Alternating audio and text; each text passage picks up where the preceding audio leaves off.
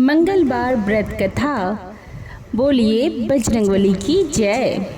ऋषि नगर में केशव दत्त ब्राह्मण अपनी पत्नी अंजलि के साथ रहा करते थे। केशव दत्त के घर में धन संपत्ति की कोई कमी नहीं थी।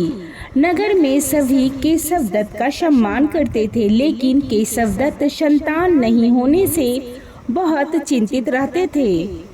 दोनों पति पत्नी प्रत्येक मंगलवार को हनुमान जी की पूजा करते थे, विधिवत मंगलवार का व्रत करते थे। कई वर्ष बीत गए, ब्राह्मण बहुत निराश हो गया, लेकिन उसने व्रत करना नहीं छोड़ा।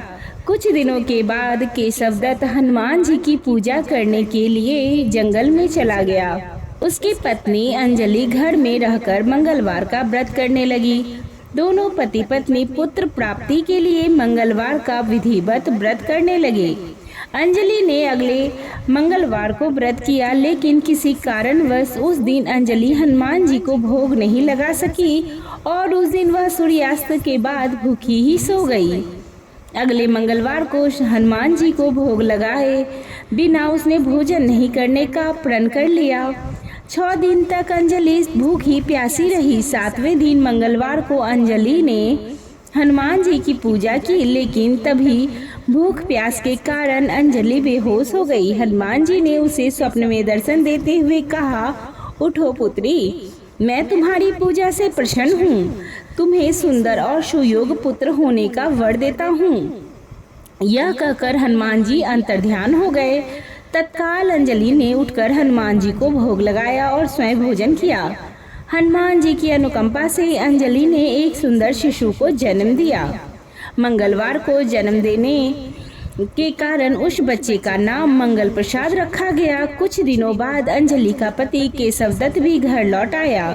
उसने मंगल को देखा तो अंजलि से पूछा, यह सुंदर बच्चा किसका है? अंजलि ने खुश होते हुए हनुमान जी के दर्शन देने और पुत्र प्राप्त होने का वरदान देने की सारी कथा सुना दी, लेकिन केशव दत्त को उसकी बातों पर विश्वास नहीं हुआ। उसके मन में पता नहीं कैसे यह कलुषित विचार आ गया कि अंजलि ने उसके साथ विश्वासघात किया है। अपने पापों को छिपाने के लिए अंजलि झूठ बोल रही है। केशव दत्त ने उस बच्चे को मार डालने की योजना बनाई। एक दिन केशव दत्त स्नान के लिए कुएं पर गया। मंगल भी उसके साथ था। केशव दत्त ने मौका देखकर मंगल को कुएं में फेंक दिया और घर आकर बहाना बना दिया कि मंगल तो कुएं पर मेरे पास पहुंचा ही नहीं।